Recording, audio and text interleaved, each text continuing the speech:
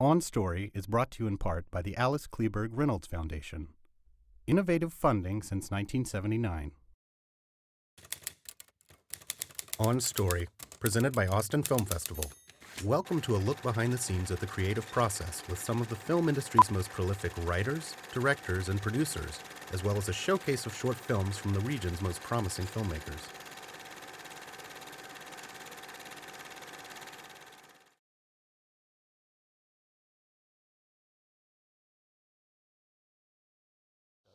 So we're driving around, and we got to know each other a little bit, and he's like a hero of mine. You know, I'd read Clockers and Galleys, I'd read The Wanderers. This guy's like a literary lion. So he comes to Baltimore. He's researching a case for a later book, and I'm like going to do everything I can for him. I'm going to hook him up with a detective and the living witnesses, and you know, and this is all like this is what he does. He researches the real for fiction. I mean, he's making the whole thing up, and he's setting it in Jersey City. This was for Freedom Land, but there was a case similar to the one that and so he wanted to look into it. And after I do all this stuff for him, now I want to show off because he's Richard Price. So I take him to the neighborhood where I was researching the corner, and I drive around a little while, and lo and behold, I find Gary McCullough, who's one of the main characters of that book. And Gary's high as a kite. And anyway, he gets in the back of the car. And so the three of us are riding around, and we're sort of taking a little tour of the neighborhood. And Gary, at one point, he laughed at something I said, and he used a phrase that I've not heard outside of Baltimore. He called me an apple scrapple, which is, I think it's like from Scrapple from the Apple, like from the jazz, you know, from Dizzy and Bird. But it's just something in Baltimore. You hear it in Baltimore from sort of guys of a certain age. It's like you're the, you know, life of the party. You're the whatever. Sure. That was funny. What, you know, he said it, and then he gets out of the car like 3 minutes later. I say my goodbye. Gary shuts the door. Price immediately turns to me and says, "Apple scrapple. That's a keeper." Which that's a screenwriter. That's somebody who is like, that's a keeper. Yeah. You know, and of course I'm thinking, now Price has apple scrapple, and it's my own fault. You know, I let Gary in the car, and it'll be in Freedom Land before I get the corner out. And damn it. You know. But that's, you know, guys who are good with dialogue are always listening, and they don't want the characters to talk the same. Sure. When somebody gives you something idiosyncratic, it's like, yeah, that's going somewhere. I don't know where, but it's going somewhere.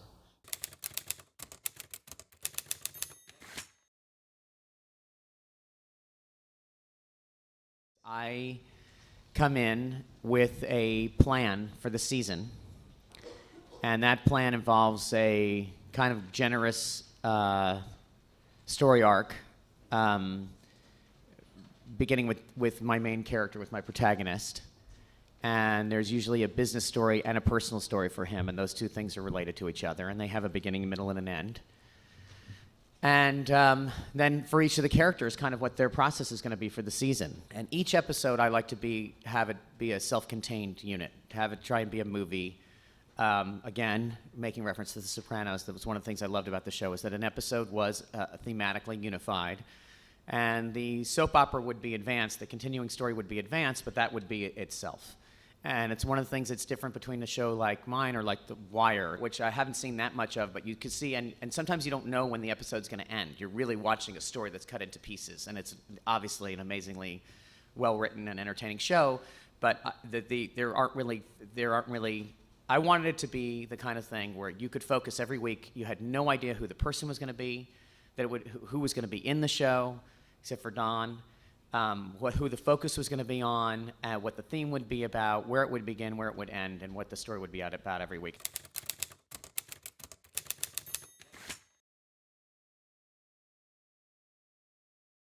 Well, Ed and I said, you know, we'll keep slicing off pieces of the city as many seasons as they give us. But we made that pitch after the first season. Yeah, right. Exactly. Coming in the second season, we came into Chris Albrecht's office and said, okay, now we're going to take the ports, and then after that we're going to do politics, and then Ed wants to do the school system, and we're going to basically build a city, and it's going to be an argument about why America can no longer even recognize its own problems. Yeah. You know, the first one was the drug war, but beyond that, why we can't recognize any of our problems, much less solve any of them. And we did this at the time of Enron and the Catholic Church beginning the scandals and all the archdiocese, all these sort of institutional scandals of self-preservation, of lies and, you know, greed and misapplication of authority. We were never wholly shocked by how much the external news kept seeming to validate The Wire contemporaneously. Sure.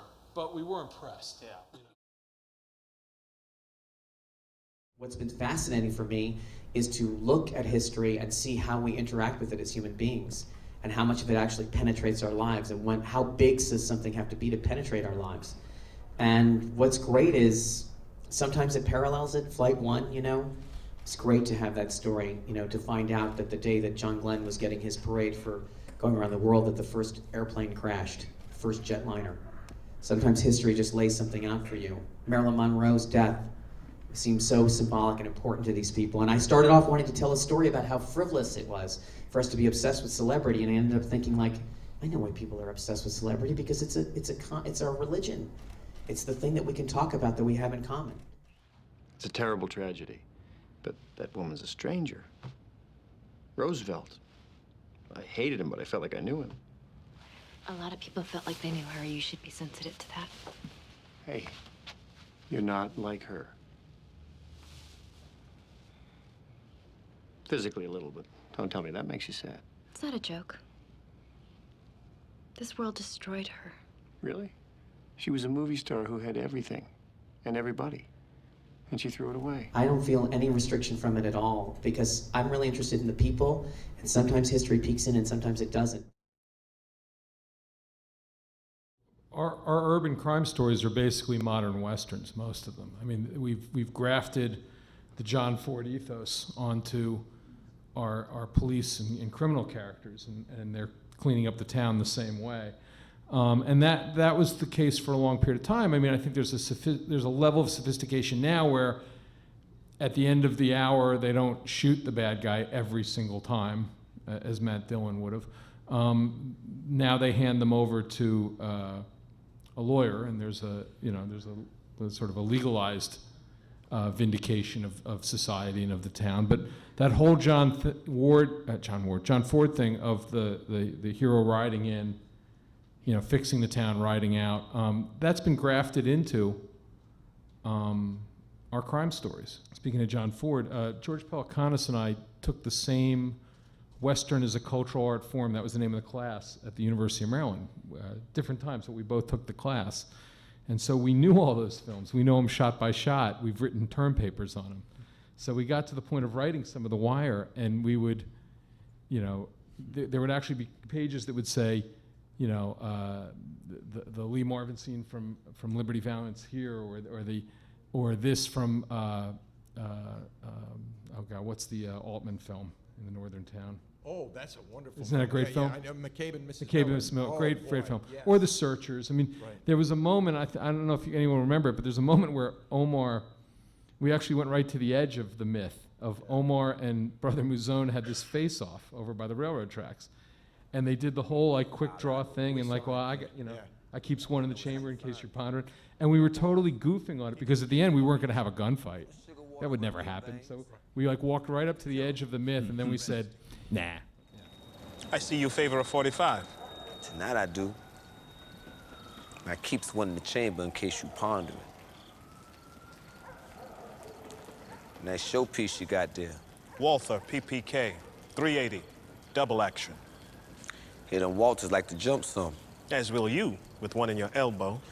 That gun ain't got enough firepower to make my joint useless. It definitely won't stop me from emptying out half my mag. You might not hit me. This range? And this caliber? Even if I miss, I can't miss. The Wire, in the same way, was a rebellion against that. It was a rebellion against the notion that you're going to lock up the bad guy and fix the town. It was trying to argue that bad guy, good guy was irrelevant, and that these were economic, that we had created an economic model that resulted in this level of lawlessness, that it had nothing to do with morality. It's just a war on the underclass, that's all it is. And that was what The Wire was saying. I have a lot of help. I will not lie. I think on some level, I'm a television writer, and I think it's a very similar job, and I'm a bit of a salesman.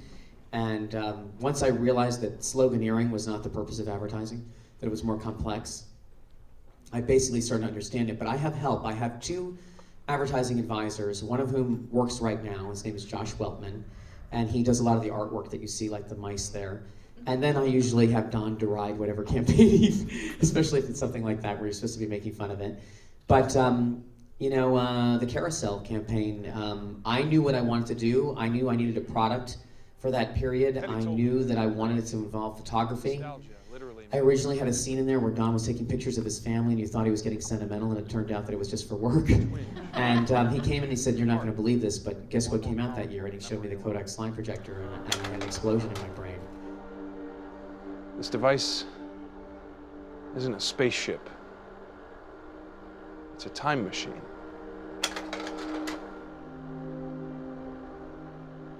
It goes backwards and forwards.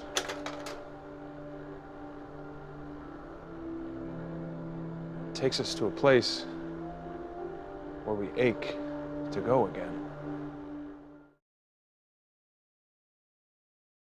Omar is based on several real-life guys in Baltimore who rob drug dealers. It's actually a very common thing in most cities. There are stick-up crews that are predatory to drug dealers. You don't have to worry about the police.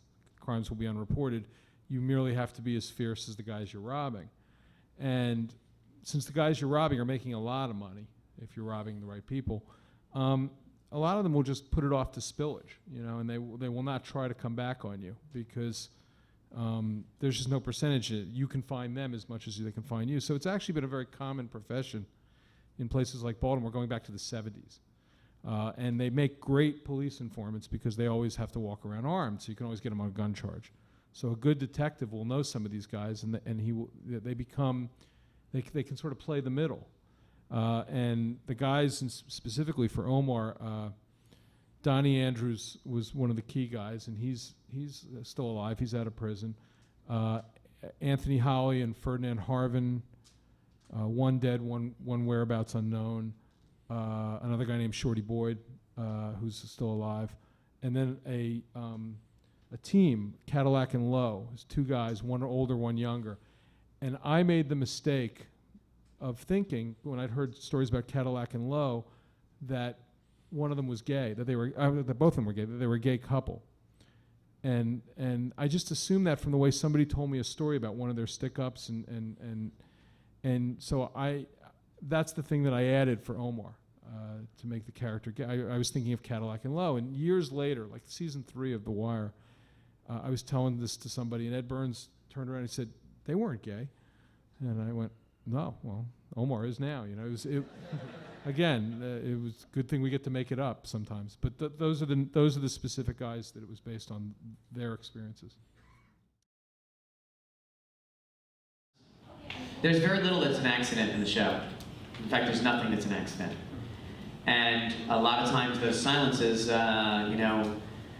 sometimes they're executed badly too by the directors or what, or I write something that doesn't tell the story necessarily. But yeah, that last image is essential. And it's done to end the story.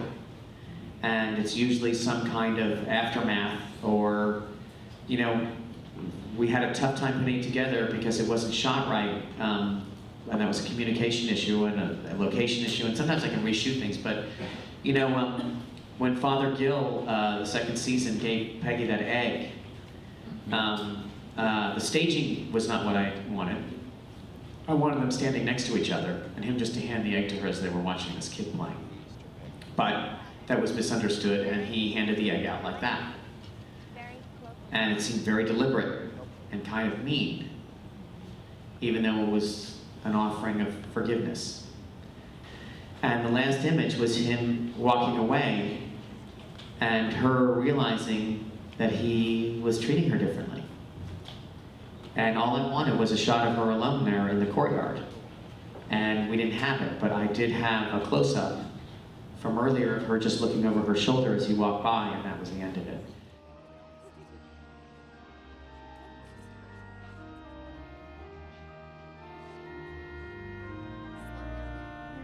images like that and music and all together. I don't know what your favorite ones are, or which ones you like. I don't want you to always feel punched in the stomach. I love the idea that it's a aha. Sometimes it's beautiful. I like the bittersweet. There are things that are painful that are actually very pleasurable, and it's wonderful to feel.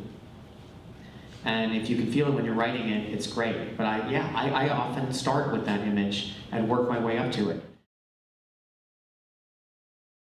Years ago, before I was even in the film business, when I was still a reporter, I read this interview with Martin Scorsese, where he was being interviewed about Mean Streets, right? Thank you. And he said, he was asked about scoring, and he talked about when Johnny Boy's beating the guy with the pool cue in the bar. "Be My Baby" by the Ronettes is on the jukebox. And he was asked about the choice. He says, "Well, you know, when you're beating a guy with a pool cue, the right song is never on the jukebox." But in that, you hear something very wise about how to make stuff feel real. And it's even more of a disturbing scene because of that song. So there's times where you program away from the moment, but there's times where when you're trying to set a mood, you can get too close and you can be too on point. The music is supposed to be dominant in the moments, but if it starts to speak for the film, you're in trouble. You know, we'll get to the edge of montage, like him playing the radio. He plays the Louis Prima song, and he's playing a song about the references to Napoli and Buonasera, and because they're off, it works beautifully in my mind. If that song were about New Orleans, it would be brutal. Buonasera, Sandrina, buonasera. It is time to say goodnight to Napoli. Though it's hard for us to whisper buonasera with that old moon above the Mediterranean Sea. In the morning, Senorina, we'll go walking where the mountains of the sun come into sight. And by the little jewelry shop we'll stop and linger while I buy a wedding ring for your finger. And in the meantime, let me tell you that I love you. Hey, buonasera, Senorina, kiss me good.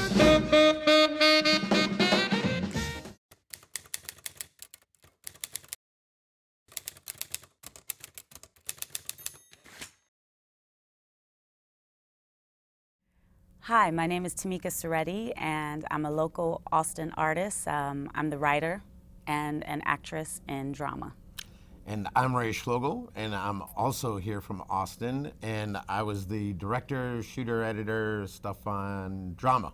Well, I had this idea in my head, and it was a story about a young girl. It was kind of semi-autobiographical, I guess you could say, and I met Ray, and we just started talking about it, and we kind of fleshed it out, and it ended up, instead of being a feature, a short. Tamica's one of those that has an idea every 5 minutes, and this was actually part of a bigger story, but there was something about when she talked about it from this one part. It was supposed to be just a scene when the girl wakes up, and then the day, and then when she goes to bed, that I really just kind of saw in my head, and I was talking about how I could see it getting shot really quick, and so we jumped in and did it.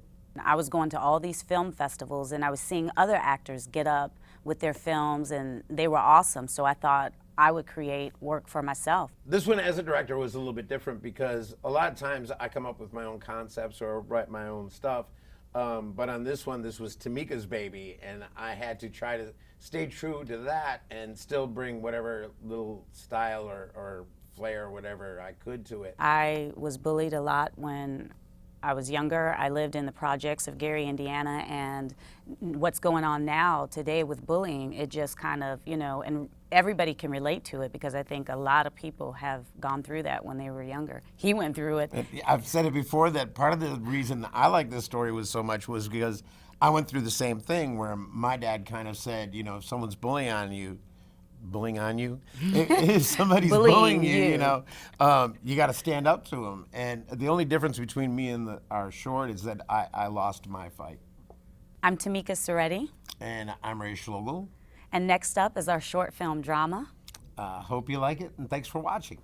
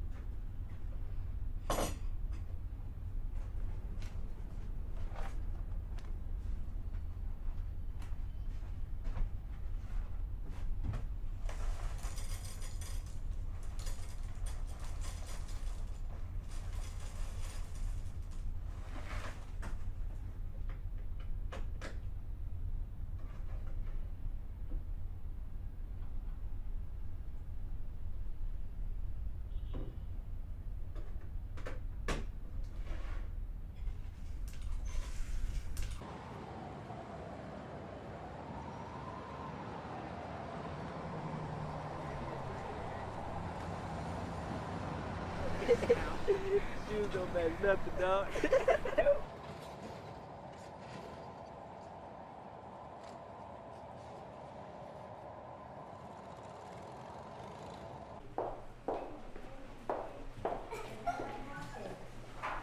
Good morning. Good morning. Good morning. I know it's Monday, but that's okay. Gonna have a great time today. Hope you guys are ready to learn. You did an excellent job last week. Crystal, come over. Okay, so 5 and 10, how many times? Hey, you see Drama back there? 2 on top. I'm gonna get her so bad. Drop the 10. She's not getting away from me today. 10 minus 10. We'll drop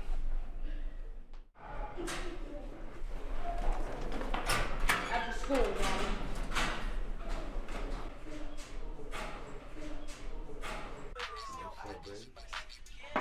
I like that.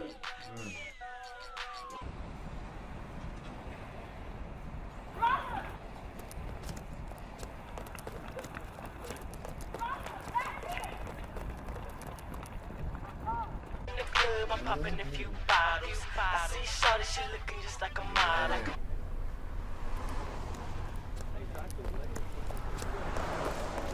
Oh, she about to get smacked up. She want me, I know she want me. Her hands and her eyes on me.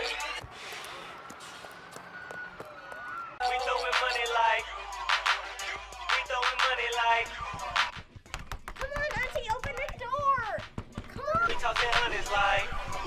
Come, hey. Come on, open the door. She moving like a veteran, a certified pro, and I'm a dog, so you know I got dough. Shorty know I'm ballin', she calling the ISO. Drama, what the is going on out here? She's coming. Oh, so that's the little. Well, I tell you what. You gonna get over there and you gonna kick her? Well, I'm gonna kick yours. Go on.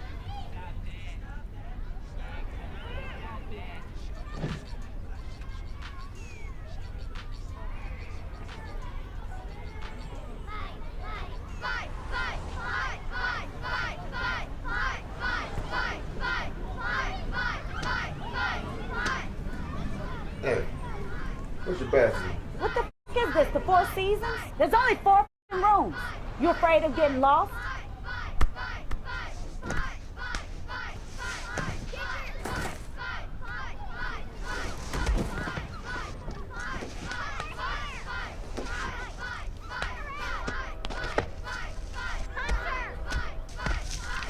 Drama. That's enough.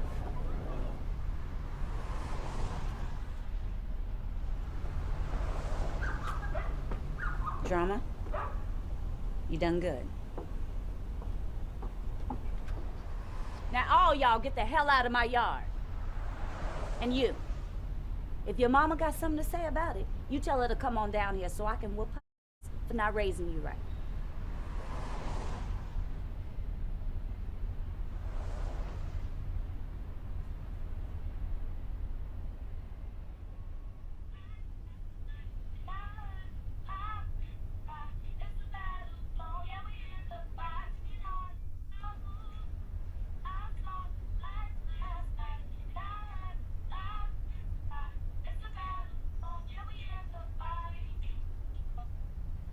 I saw the lights last night, and I heard the sirens cry. It's a battle zone, yeah, we in the fights, we in hard in the struggle.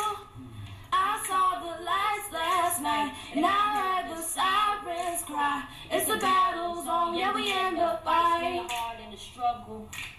Another brother killed in the struggle. RP a Rose and throw 2 dubs up, I keep it moving, cause we on the home front of POVERTY. Pistol packing project kids, play gun one, starlight, stealing starlight with sparklight. And every time my pen start to walk, my emotions start to talk. There's more pain than I thought. Who knew? Not I set the cat in the alley with the cocaine plastic baggie. Sell crap for your mentality. This is my balladry for my people. 1, 2, buckle my shoe. 3, 4, open the door to the opportunity. Show me you believe in me. In my eyes is destiny. Tomorrow is alive in me. I'm praying for the water cease. Someone stop the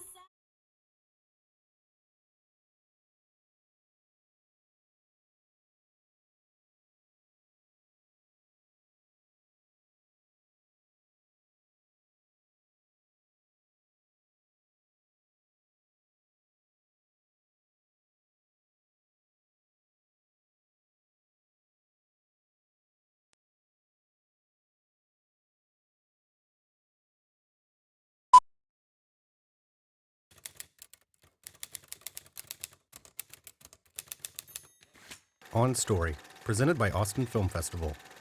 A look behind the scenes at the creative process with some of the film industry's most prolific writers, directors, and producers, as well as a showcase of short films from the region's most promising filmmakers.